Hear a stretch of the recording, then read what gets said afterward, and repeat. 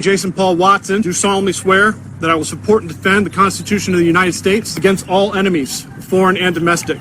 That I will bear true faith and allegiance to the same. That I take this obligation freely, without any mental reservation or purpose of evasion, and that I will well and faithfully discharge the duties of the office upon which I'm about to enter. So help me God. When the President of the United States orders military action against foreign countries, absent an emergency scenario where American interests are under imminent, dire threats, as was done with Venezuela, Cuba, and Iran, that's an unconstitutional usurpation of Congress's authority and a violation of the War Powers Clause. These violations resulted in the deaths of 13 service members and the injuries of hundreds more. For this, the President and Vice President must be impeached, convicted, and removed. When the President of the United States grants an unelected mega donor sweeping authority to shut down large swaths of our federal government, along with unrestricted access to our government databases, that's an unconstitutional circumvention of Congress's advise and consent authority under the Appointments Clause and Congress's power of the purse under the Appropriations Clause. These violations exposed every American's personal sensitive data to leaks and exploitation, illegally terminated tens of thousands of federal civil servants, and crippled support to Americans for medical care and disaster preparedness, and by far most tragically, resulted in the deaths of hundreds of thousands of the world's most impoverished people with inhumanely abrupt cessation of U.S. aid. When the President of the United States directs the Department of Homeland Security to deny hundreds of people any due process before illegally detaining them and sending them to a foreign prison notorious for human rights abuses, that's a violation of our Fifth and Eighth Amendment rights. Most people sent to CCOT never committed any violent crimes in their entire lives, but are being defamed as violent criminals to this day as a pretext for the torture they suffered in El Salvador, paid for with U.S. taxpayer dollars. When the President of the United States sponsors violence on the American people, engaged in their constitutional right to peacefully assemble and protest, that's a violation of our First Amendment rights. Pastors praying for DHS agents violently attacked without provocation. A legal observer losing an eye after being shot with a non-lethal by an ICE agent. A woman attempting to follow chaotic and contradictory DHS agent instructions fatally gunned down. A subdued man that posed no threat fatally shot after having his unbrandished firearm removed, with statements by high-ranking cabinet members also violating our Second Amendment rights. For this, the President and Vice President must be impeached, convicted, and removed. An active duty major with the U.S. Air Force just sacrificed his 17-year career and is probably going to Leavenworth State Penitentiary because he just called for the impeachment of Donald Trump and J.D. Vance in uniform. Take a look at this clip. Jason Watson. I'm an active duty major in the United States Air Force. However, so Shalom, shalom, Israel. First and foremost, I want to give all honor, glory, and praise unto Yahawah, Ba'ashem, YAHAWASHI, Ba'ashem, Rakwah Quadash. Double honors to the elders and apostles of Great Millstone. Shalom to all the Akim Wa'akwatim who are diligently waiting to be delivered from his final captivity, as well as a speckled bird that may look like the other nations but are actually Yasharala. This is Brother Kawakab coming at you with another lesson. Today's lesson, this is pretty crazy, pretty wild. I'm very baffled by this, and I do kind of find it funny to be completely honest, simply because this is like their own people. Let's actually get that. Mark chapter 3 verse 24, and if a kingdom be divided against itself, that kingdom cannot stand. All right, but at the same time, it's like, okay, so you have this subordinate, quote unquote subordinate, all right, that is, in the military, he's supposed to be agreeing. He's supposed to be one with the U.S. military and stuff like that. But yet he's over here complaining, saying that, what they're doing is unconstitutional. It was illegal. It's this, that, and the third. Like, they are absolutely just in the wrong. That's basically what they're saying. And it's baffling to me that he is calling out and saying that look at the laws that they broke, look at all the different ways that they went against what they established, what we established. And I don't, when I say we, I don't mean we as in me. I mean we as in in the Babylon, America, all that shit. Basically, that's basically what they're saying. Like, we set these laws in place so that things like this wouldn't happen, but yet all those things, it just doesn't mean anything to him, because he's just going to abuse his power. He's going to go against what we establish as a nation. And then for calling that out. Oh, by the way, land of the free, land of the free speech, land of the, you can peaceful protest and all that shit. And then this dude literally gets arrested for calling them out on that. So again, like, this is the type of stuff that's baffling to me, and it's so hilarious how, and this is the thing, this is the reason why this is so funny to me. And obviously, I'm not saying funny as in I laugh, but funny to me is as in I could laugh.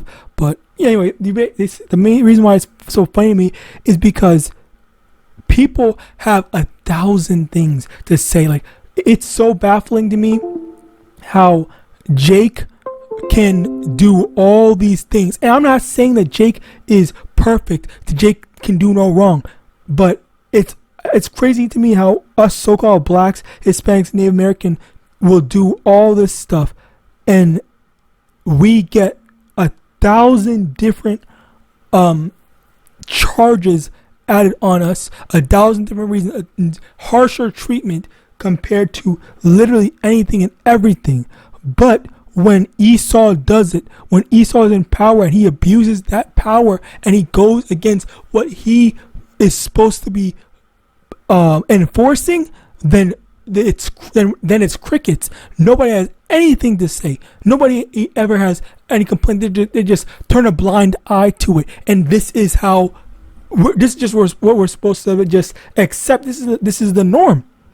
All right, but now, again, that's the crazy thing about it. Now we're starting to get to the point where this is not becoming the norm. This is not okay. This is not permissible. This is not tolerable. And now you have Edomites are coming out and saying, like, no, this is not okay. Like, we're not going to accept this. We're not going to tolerate this. Like, this man needs to be impeached. And that's basically what the dude was was saying. He was saying how what is going on right now is unacceptable. It's not fair. It's wrong. And he was explaining how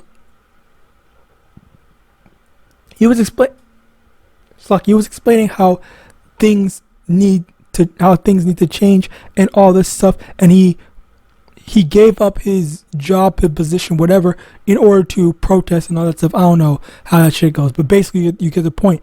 All right, where even the people that are in these positions, they're saying, like, no, like, this is way too much even for me. Like, even for me, I cannot just stand by and accept this is not right and all that stuff. And let me get this. Psalm 173 verse 3, for I was envious at the foolish when I saw the prosperity of the wicked, for there are no bands in their death, but their strength is firm. And the wicked is prospering, all right? They're prospering. They don't have to deal with any of the stuff. All right, they get away with things that Jake would get in trouble for way less. Jake does get in trouble for way less. As a matter of fact, there's a literal statistic. You can Google it, by the way. Check this to see if I'm lying. There's a little statistic that says, what's it called? I'm trying to think. What is it called? So-called black people get harsher sentencing, as well as they are more likely to be convicted or found guilty when it comes to sentencing. All right, so yeah, it's just the system is rigged against us. Like we're not supposed to win. It's made so that we don't win. All right. It's just like how do you say it's like playing a game where, or let's say you're playing Mario, right? And your goal is obviously to, you know, beat Bowser, but instead of just the normal things, they for the controls for you is as Mario, you are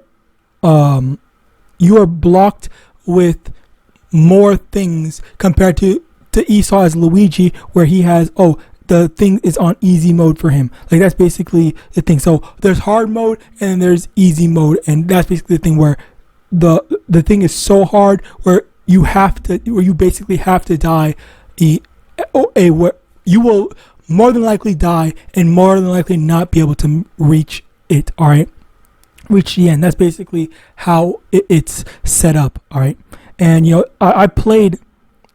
I don't know if you've ever played, but yeah, let's just keep on going. So basically, that's basically how this stuff is. Where let's go continue on verse 5. They are not in trouble as other men, neither are they plagued like other men. Where the dude was basically talking about how, you know, when it comes to certain things, you know, if what happened with if what DJT did was if Barack Obama had done what DJT did, then he would have just been crucified at the stake. He would have been immediately impeached. And as a matter of fact, there's just so much wrong with what's going on. And you also have the fact that DJT, he literally went and disrespected a whole sovereign country, multiple sovereign countries, like as he said, Venezuela, Iran. I think there was Cuba as well, where these are sovereign nations, like these are nations of their own, and because of some bullshit excuse they made up, they said, oh well, you know what, we're gonna go and stop them from doing this, that, and the third, X, Y, and Z and whatnot. It's like, what the fuck? What is that? Like, how are you going to tell us what to do and how to do whatever? Like, that shit is not funny. That's just not fair. That's just not cool. Like, that's just wrong. All right. So yeah, that's basically a very big thing. But let me also continue on, because again, like, to be a part of the military, and then,